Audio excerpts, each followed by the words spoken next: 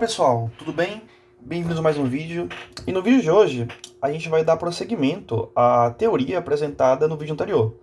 No vídeo anterior, a gente demonstrou que para dado um sistema qualquer, a gente pode colocar o erro que a gente quiser, o set point que a gente quiser. Inclusive, em particular, a gente pode colocar o erro sempre zero ao adicionarmos um mero ganho na realimentação, né?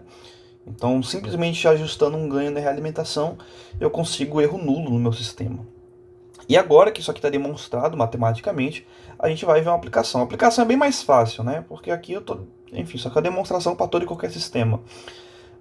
Vamos ver uma aplicação aqui numa questão cobrada na lista de paim de projeto, tá?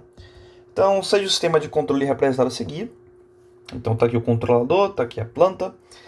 Deseja-se que a resposta ao degrau unitário atenda às seguintes especificações de desempenho. Aí tá aqui as especificações de desempenho, tá? Então aqui você já tem que ter em mente, cara, toda especificação de desempenho transitória, ela é uma região no lugar das raízes. Então eu tenho que olhar para esses caras aqui, eu tenho que enxergar uma região, certo? Eu tenho que enxergar uma região. Por exemplo, tipo, vamos pensar um número complexo qualquer, tá? Vamos pensar aqui num plano aqui, tá? Bom, vamos lá. Vamos supor que eu tenho esse ponto aqui, esse ponto S. Esse ponto S ele é genericamente descrito, né, por menos, né, estável, né? Menos eta ômega n mais ou menos j ômega n raiz de 1 menos eta ao quadrado. Certo? Então, olhando para isso aqui, pô, eu tenho a parte real aqui, né, menos eta ômega n, eu tenho a parte imaginária aqui, eta raiz de 1 menos eta 2. Pô, pego qual que é o módulo disso aqui, né? Eta ao quadrado ômega n ao quadrado mais ômega n ao quadrado, que multiplica 1 menos eta ao quadrado. Então, somando isso daqui, né, vai dar eta ao quadrado, tira a raiz, o módulo disso aqui é eta, né? Eta o quê? Ômega n, perdão. Enfim, só somar esse cara aqui ao quadrado com esse cara aqui ao quadrado, né? Enfim. E daqui, pô, a gente tá vendo que tem a parte real, tá? Mas quem que é esse ângulo? Vamos supor que tem um ângulo beta aqui, certo?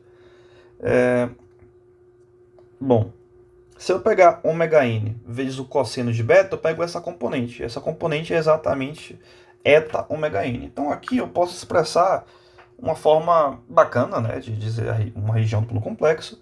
O meu coeficiente de amortecimento é o cosseno desse ângulo beta, certo? E com isso em mente, vamos escrever as especificações que ele pede. Bom, das especificações,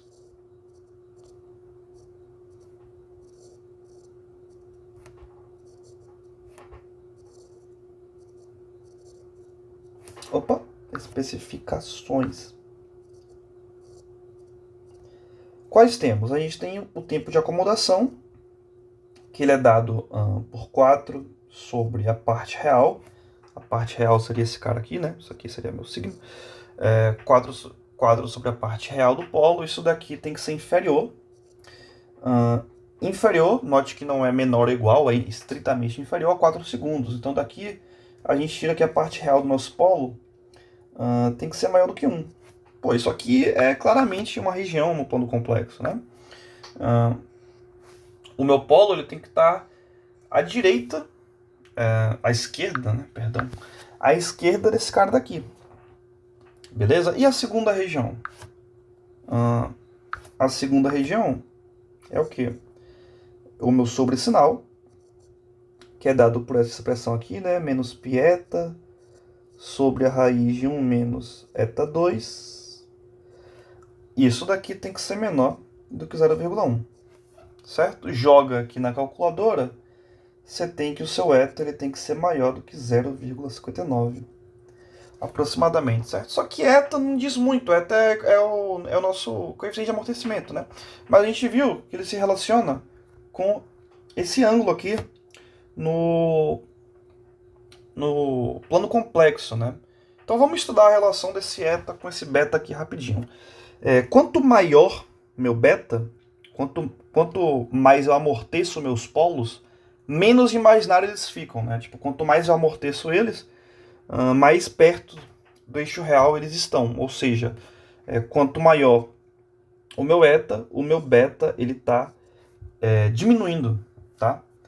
Tudo isso daqui para dizer que esse cara aqui é a mesma coisa que falar que o nosso beta ele é menor que o arco, cujo cosseno vale, vou chamar aqui enfim, né, de 0,59. Não vamos tentar ser tão geral aqui não. Então daqui a gente tem que o nosso beta tem que ser menor do que, aí você joga isso aí na calculadora, 53,84 graus, certo? Aproximadamente.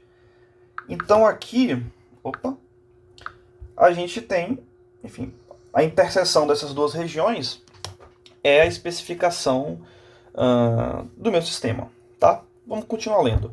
Projetar o controlador CDS de modo a atender todas as especificações de desempenho. É possível afirmar que as especificações são realmente atendidas com o controlador projetado? Então, seguinte, ela quer que você projete o controle, mas você não está permitido a simular. Ela quer que você justifique com base no seu projeto, só que atende ou não atende, tá?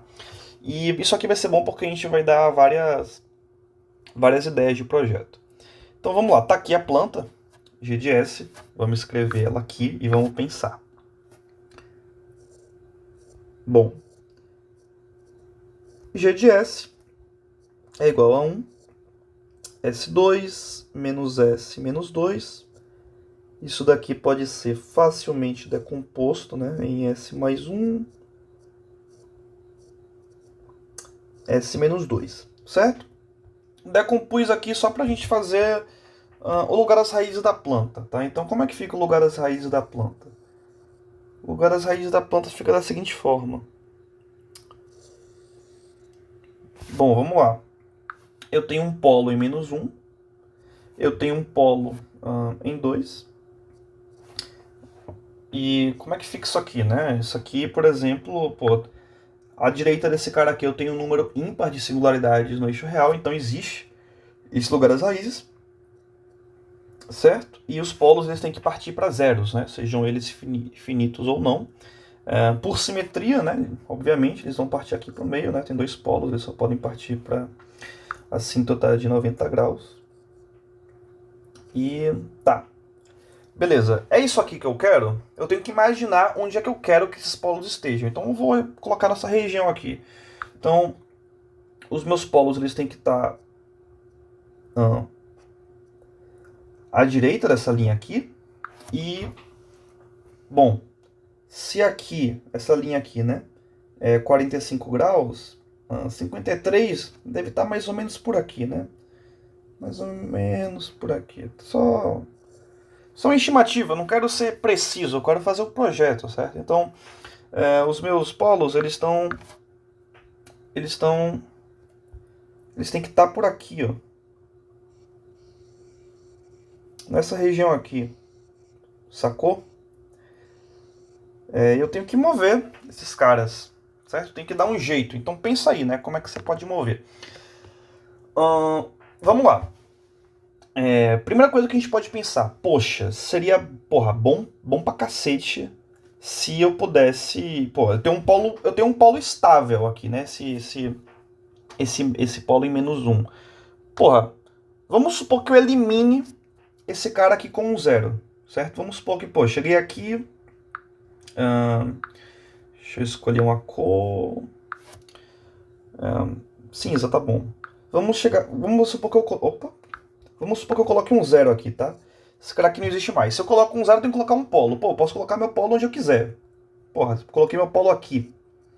Como esse cara aqui não existe mais, agora o lugar das raízes seria esse aqui, por exemplo. E eles iriam ramificar aqui no meio. E aí, tô dentro da região que eu quero. Certo? Só que seguinte. O que ocorre? Nós só... Bom, escrevi aqui o seguinte. nós só podemos cancelar polos e zeros dentro da região desejada. Por quê? Vamos pegar esse cara aqui como exemplo, certo? Vamos supor, que a minha especificação é exatamente isso aqui, certo? O meu tempo de acomodação tem que ser inferior a 4 segundos. O que acontece? Vamos supor que eu coloquei um zero, eu quero colocar um zero aqui exatamente em -1. E eu vou colocar um polo em outro lugar. Quando eu fizer esse meu sistema, vamos supor que esse cancelamento ele não seja perfeito, tá? Esse cancelamento não seja perfeito. Esse cancelamento, vamos supor que esse cara, no fim do dia, ele gere um polo um pouquinho para cá, certo? Se esse cancelamento não for perfeito. Pode ser que no fim do dia, em malha fechada, ele gere um polinho a mais um pouquinho para cá. E o que vai acontecer? Esse polinho ele vai ser dominante em relação aos outros polos e ele está fora da região, certo? E tem a questão ainda do efeito do zero não ser completamente atenuado. Então, o que está acontecendo aqui? Por que é que eu tenho que cancelar sempre dentro da região? Porque vamos supor que eu coloque eu coloque um zero muito próximo de -1, mas não exatamente em -1, certo? Coloque, mais ou menos por aqui, esse zero aqui. Esse cara vai atenuar esse polo? Vai. E se não for tão perfeito, ele vai gerar, né, em malha fechada, um polo mais ou menos por aqui. E esse cara, eu vou ter uma folga ainda de ele estar dentro da região, tá? Então, eu não estou ferindo meus requisitos. Mas vamos seguir na questão, que tudo que eu estou falando aqui vai ficar mais claro. Eu acho que esse conceito de você só poder cancelar polos e zeros dentro da região fica mais fechado se a gente resolver. Tá, mas vamos partir desse conceito. Eu já vi que se eu cancelo esse polo em -1, eu gero um lugar às raízes muito fácil, né? Eu gero um lugar às raízes que eu posso, colocar o polo em qualquer lugar aqui e vai gerar uma ramificação onde eu quiser, e essa ramificação vai estar dentro de onde eu quero e, só alegria, né? Mas como eu não posso cancelar exatamente o meu polo, eu vou colocar, por exemplo, um controlador, vou fazer aqui um CDS, né? Obviamente esse cara tem que ter um ganho de controle, né? E eu vou colocar, um zero próximo de -1. Vou colocar aqui 1,00... 1,001, tá bom, né? 1,001.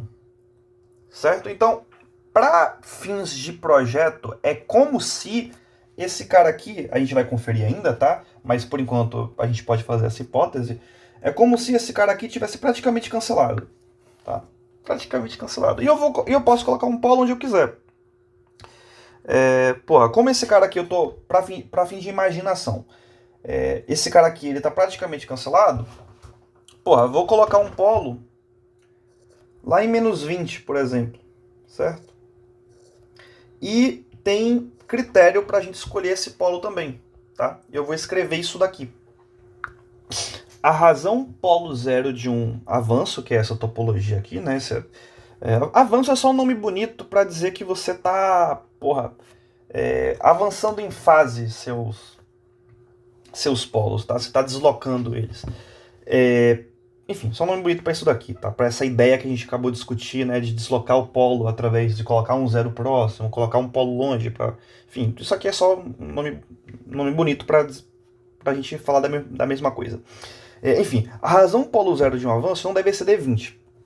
Isso daqui vem pelo simples motivo de que caso a gente queira sintetizar essas funções de transferência, né, com elementos reais, né, capacitor, indutor, resistor, etc., isso pode muitas vezes ser não projetável. Então a gente coloca esse limite, que é em relação com o mundo físico. Então, isso daqui é 1,001, eu já tô jogando a história na cabeça do balão aqui, tô botando 20 aqui, certo? Então vamos supor, eu vou fazer não, posso fazer aqui nesse mesmo desenho. Eu coloquei então, eu coloquei então fazer de cinza também. Então eu coloquei o meu zero por aqui, certo? Eu coloquei o meu zero por aqui e coloquei o polo, porra, lá longe. Aqui, por exemplo, certo? Vou apagar esse lugar das raízes antigo e a gente vai desenhar o novo. Então vamos de novo aqui. À direita desse polo aqui eu tenho um número ímpar de singularidades reais no eixo real, em singularidades no eixo real. Então existe esse lugar das raízes aqui. Opa.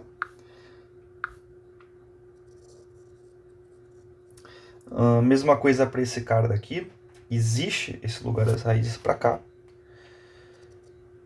Certo? E como eu tenho 3 polos no zero, eu vou ter 2 assíntotas. Certo? A gente pode, enfim, o que a gente pode imaginar, a gente pode calcular esses pontos de ramificação, né, para a gente desenhar certinho o lugar das raízes, mas vamos imaginar que esses caras aqui estão bem próximos. Tipo assim, esses caras aqui, porra, eles meio que se anulam, né? Então a gente pode imaginar que as assíntotas estão mais ou menos por aqui. Então, assim, só por esse conceito, claro que é importante você calcular os pontos de ramificação, né? Mas só para você imaginar o lugar das raízes, só por esse conceito, você pode imaginar o seguinte.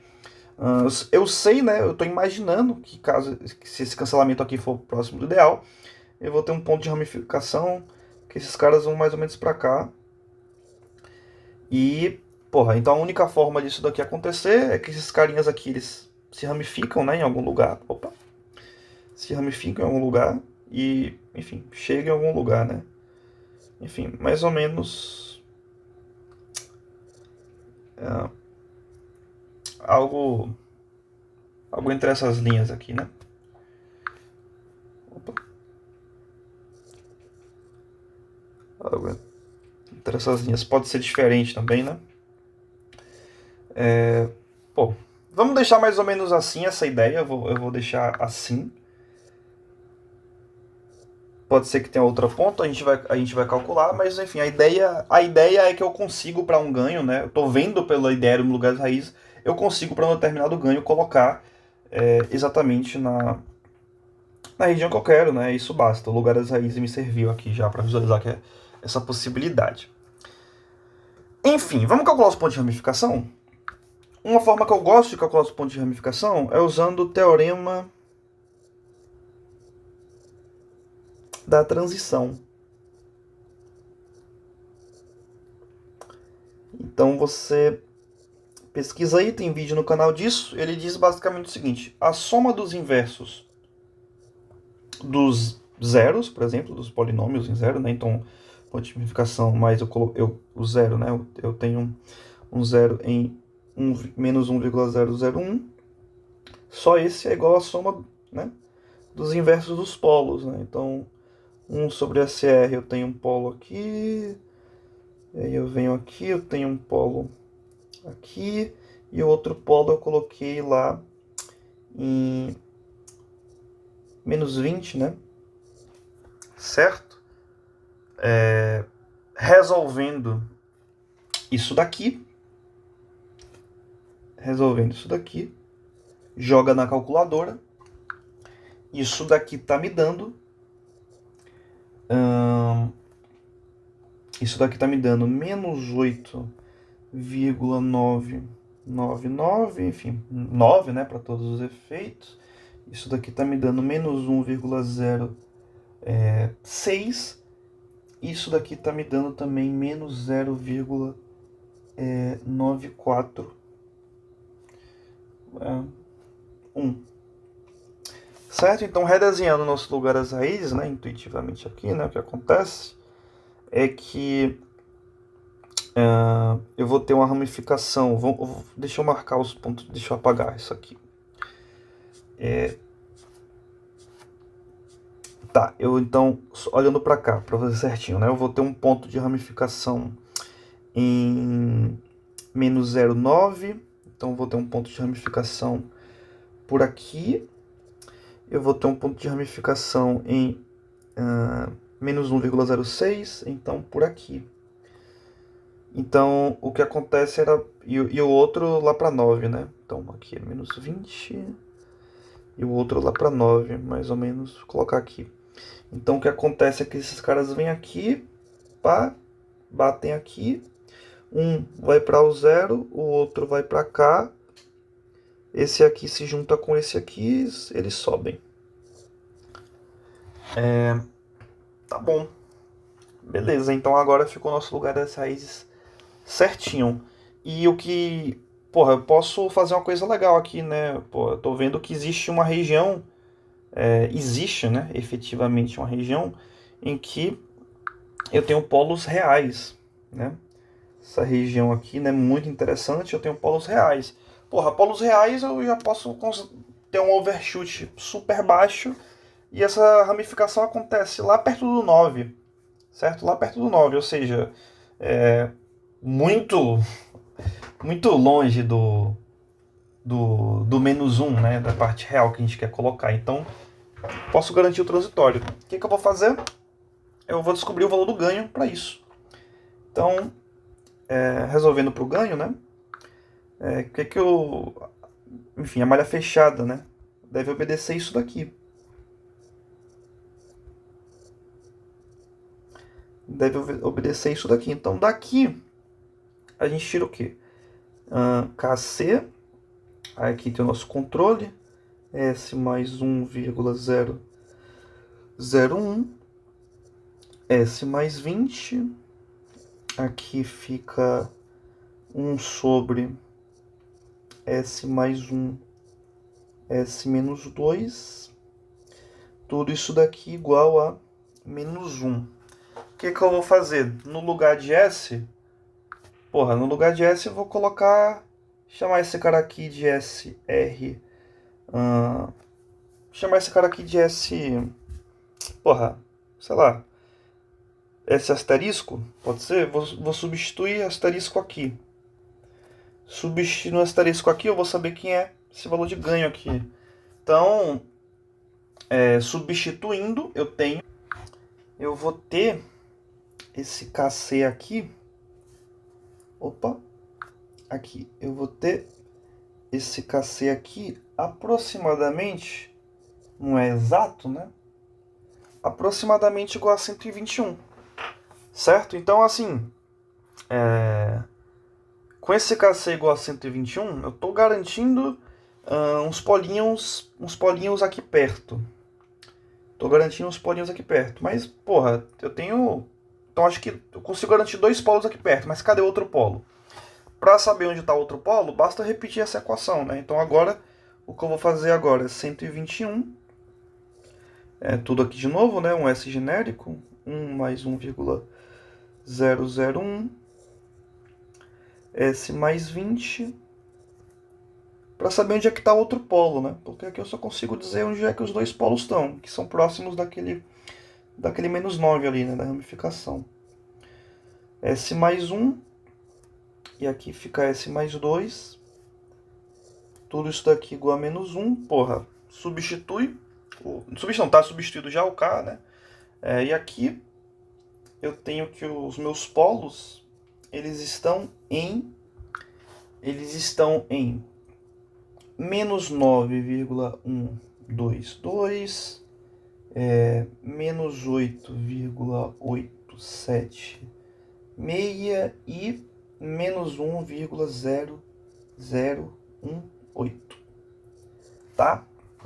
Então, seguinte, aqui que entra aquele rolê todo que eu tinha falado. Eu tenho 2 polos ali perto da ramificação, né? Não ficou exatamente na ramificação porque a gente aproximou, mas tipo, tudo certo, são polos reais ainda. E eu tenho esse cara daqui. Cara, então o que primeiro que eu posso falar antes de tudo? Primeira coisa que eu vou considerar: todos estão na região, certo? Todos estão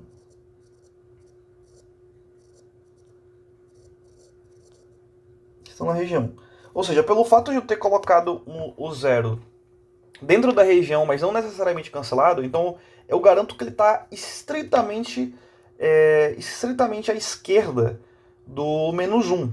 Então beleza, isso aqui foi garantido. Está quase igual a menos 1, mas em termos de matemática, em termos de rigor, eu garanti. Certo? Outra coisa, Porra, tá muito perto, né? Claro que isso daqui nem sempre dá pra você falar com certeza, mas aqui a diferença tá vindo lá pra quarta casa decimal, né? Então esse cara aqui tá muito próximo do zero. Então esse cara aqui, ele vai ser atenuado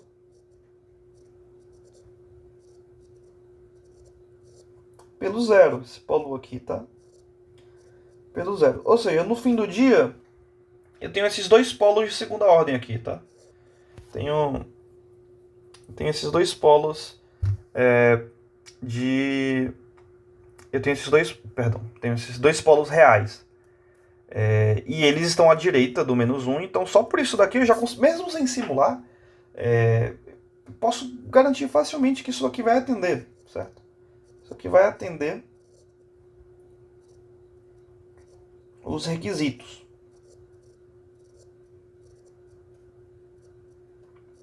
certo?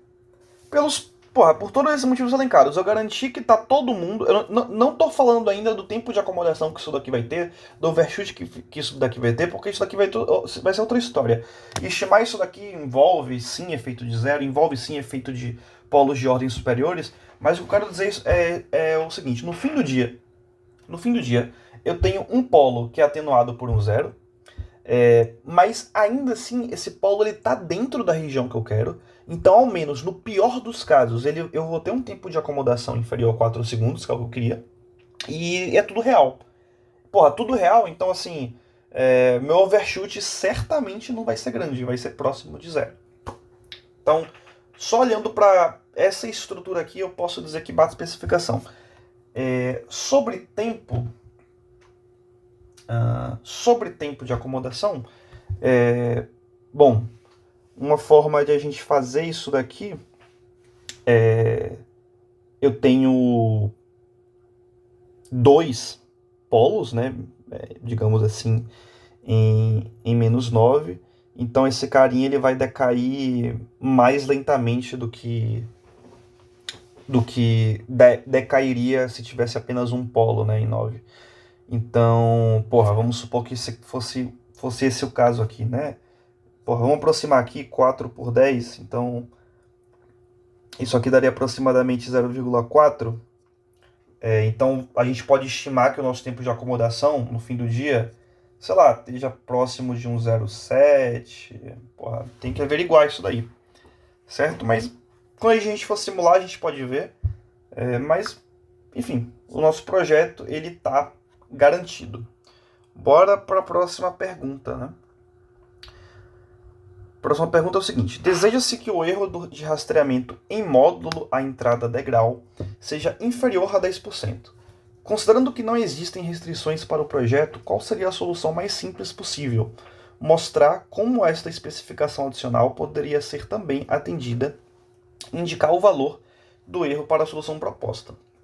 Então, a gente vai usar exatamente o que a gente falou. Vamos colocar um ganho na realimentação, certo? Então, o que a gente tem, né? Ah, porra, a gente tem essa seguinte função de transferência aqui. Eu vou escrever, tá? A gente tem o nosso CDS, que seria... enfim, a gente tem o nosso CDS, que seria um certo KC. KC, que multiplica S mais 1,001 sobre S mais 20, que multiplica 1 sobre S mais 1, que multiplica S menos 2. Tudo isso daqui sobre 1 mais... Porra, vou colocar um ganho na realimentação, né? Então tem um novo K aqui dentro. Um novo K, KC, S mais 1,001, é a mesma coisa aqui, né? S mais 20. Podia até cortar essa parte do vídeo, né? Parte inútil, que é só escrever coisa inútil. Enfim, S mais 1. S mais menos 2. Tá, né? Enfim, o que acontece, na verdade? porra, a gente já viu na aula passada, né? Enfim, obviamente, né? Eu sou livre para alterar o meu controlador, né? Sou livre para alterar meu controlador, sou livre para alterar meu ganho. Tudo que eu não posso fazer é alterar a planta. Mas eu sou livre para alterar esse cara aqui e, obviamente, esse cara aqui vai ter que ser alterado, né? Porque eu vou fazer um ajuste para manter esse denominador constante. Então, vou chamar isso aqui de cacelinha, tá? Cacelinha. E o que eu tenho que garantir é o quê? Porra, eu tenho que garantir que esse cara aqui seja o mesmo de antes, né? Ou seja, K vezes cacelinha tem que ser igual a aproximadamente, né? Enfim, igual a 121, beleza? Então, porra, isso aqui tá feito garantir meu transitório, porque se eu garanto que o meu denominador é igual, porra, meus polos são iguais. Então, essa condição já garante que eu tenho o mesmo transitório, porque ela pediu para que a gente, uma forma mais simples, né, que atenda o projeto, atenda as restrições e ainda assim a gente melhora o erro. Então, tá. Cacelinha igual a 121, e aí a gente tem, porra, como é que faz para calcular o erro, né? Porra, o meu erro estacionário vai ser 1 menos o limite, né?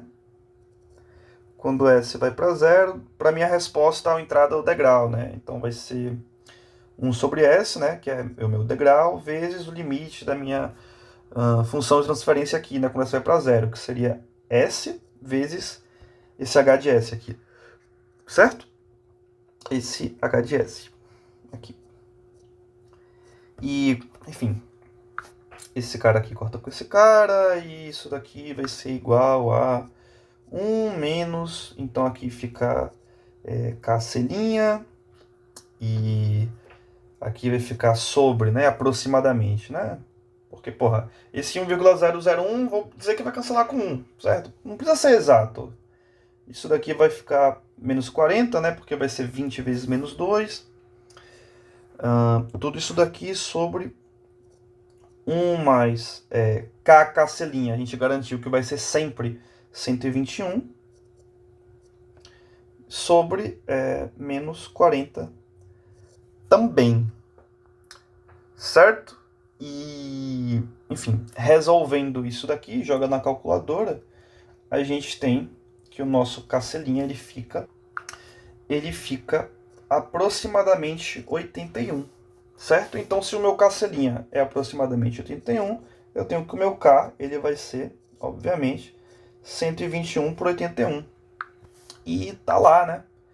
A gente tá vendo aqui, né? Então, ajustando o ganho do meu controlador anterior e com esse cara aqui na minha realimentação, Opa, até esqueci de... Perdão, né? Desculpa, ficou... Eu não coloquei aqui, eu me mutei, né? Como estava fazendo. Eu estou resolvendo essa equação, né? Pegando esse cara aqui igual a zero. Eu falei resolvendo isso aqui, enfim, mas eu não coloquei o zero. Tô escolhendo o meu erro para ser nulo, mas poderia ser qualquer erro. Mas colocando o meu erro para ser nulo, e, enfim, resolvendo essa equação aqui, eu pego que o meu cacelinha é 81. Meu cacelinha sendo 81, eu tenho o meu K. Ou seja, com um ajuste no ganho do meu controlador, ao adicionar esse ganho K na realimentação, eu estou garantindo um erro zero. E quando eu faço isso, porra, o meu denominador aqui, né, da malha fechada, fica igual. Então eu não estou alterando os meus polos. Então a resposta transitória ela vai ser aproximadamente igual. Claro, nunca pode se dizer que vai ser igual, etc., né, porque o zero existe, né, e para diferentes ganhos, diferentes interações, o efeito vai ser diferente. Mas o fato é que a gente está garantindo, né, que está na quarta casa decimal, então esse efeito ele pode ser atenuado.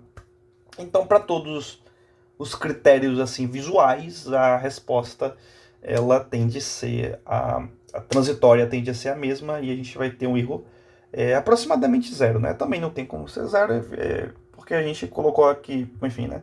Isso aqui vai dar uma fração, a gente colocou um negocinho aproximado, enfim, aqui a gente aproximou também, enfim, etc. Mas vai ser suficientemente próximo. Se você calcular exatamente quanto é que dá esse erro, porra, a gente pode A gente pode voltar aqui em cima e ver quanto é que dá, né? Então vai dar 1 menos Cacelinha 81 sobre menos 40 sobre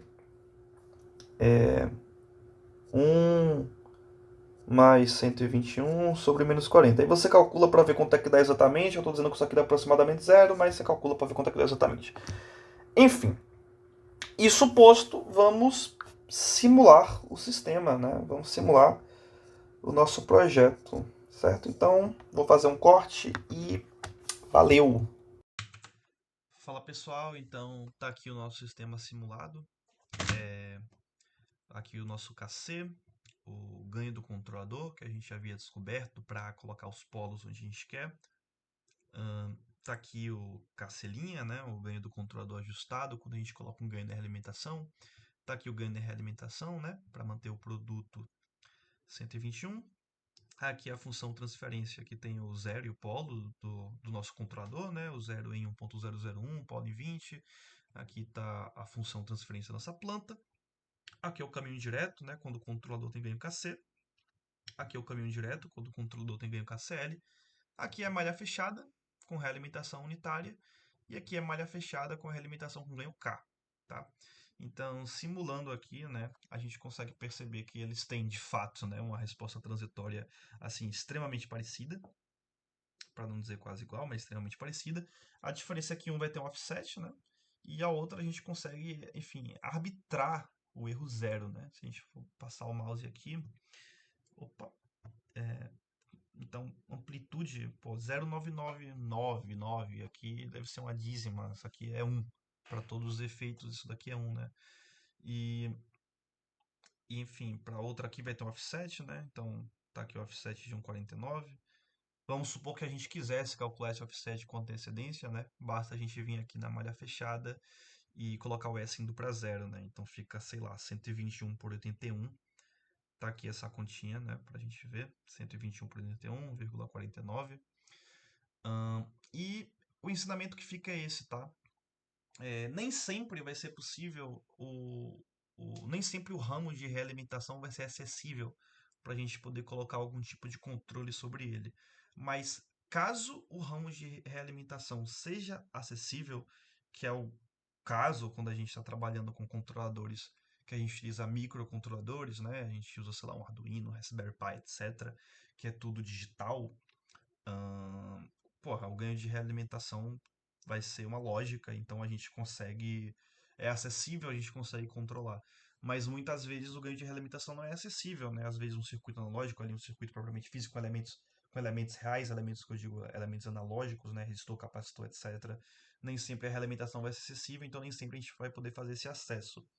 Mas se a gente tem liberdade no ganho, na realimentação, basta a gente corrigir o transitório. Uma vez que o transitório está corrigido, acabou o problema. Tá? O ramo de realimentação está acessível, porra, coloca um ganho e o erro vai para zero, sempre.